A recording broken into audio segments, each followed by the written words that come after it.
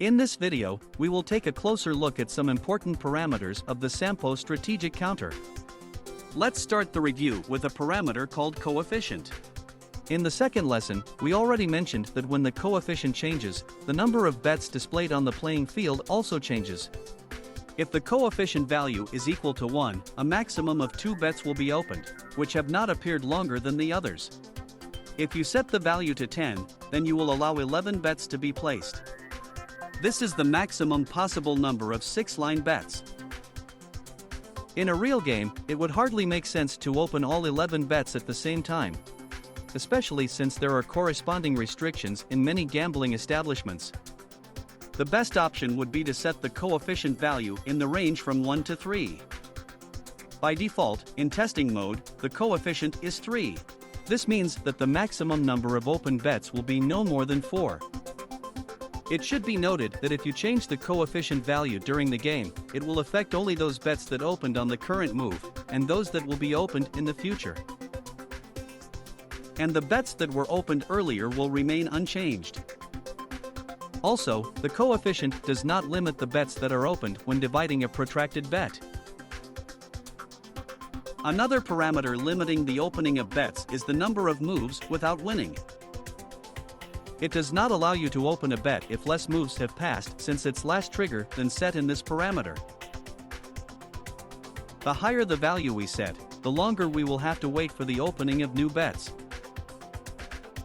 Such a game should logically be less risky, since only those bets that have not worked for a long time will be opened. But considering that the total number of bets opened for the entire game is greatly reduced, then the effectiveness of such a game also turns out to be quite low. The most optimal value is from 6 to 18. By default, in testing mode, this parameter is 7. The next thing we will consider will be setting limits. In the previous lesson, we mentioned that the minimum chip size is set in this cell. The minimum chip is the minimum value by which the bet can be increased. If you plan to use the Sampo counter in a real game, then the size of the minimum chip should be the same as on the game table that you have chosen. In the counter, the minimum chip size can be set in the range from 0.01 to 100. But not all gambling establishments allow you to set a minimum nominal bet on 6 numbers. Sometimes it happens that the minimum bet size may be higher than the minimum chip size. The maximum bet size is also often limited. If the rules of a gambling establishment set such restrictions, then you will need to set the appropriate limits before starting the game. To do this, click on the field with the minimum chip and get to the limit setting menu. Everything is quite simple here. We see a field for setting the minimum chip size, then a field for setting the minimum bet, and then fields for setting the maximum size for all 3 types of bets. By default, the maximum bet sizes are set at the maximum possible level, which corresponds to the last move in the counter. The Sampo counter is designed for 45 moves for 6-line bets, 68 moves for corner bets, and 93 moves for street bets. Now we see the maximum possible bet values with the initial bet and the minimum chip equal to 1. If we change the values of the minimum chip or bet, then the size of the maximum bets will change automatically. At the same time, you can always manually reduce these values to the required level.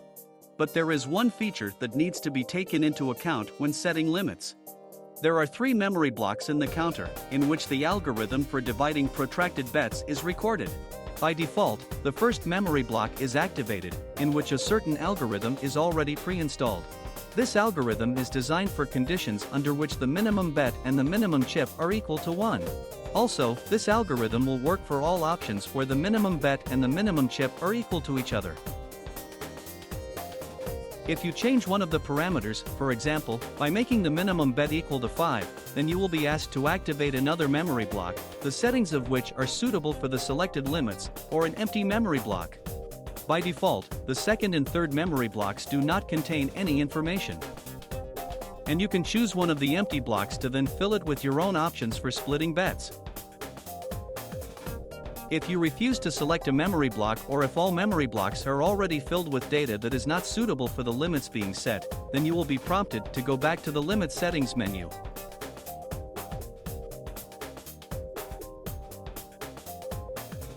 Thus, the system will never allow you to set incorrect parameters, leading to errors in calculations.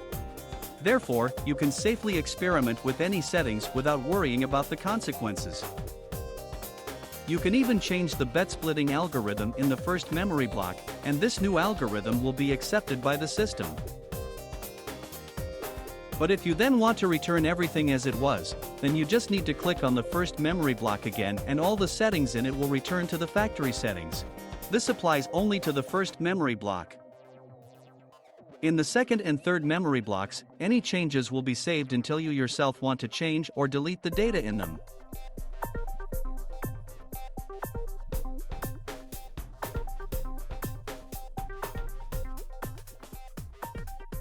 This concludes our lesson.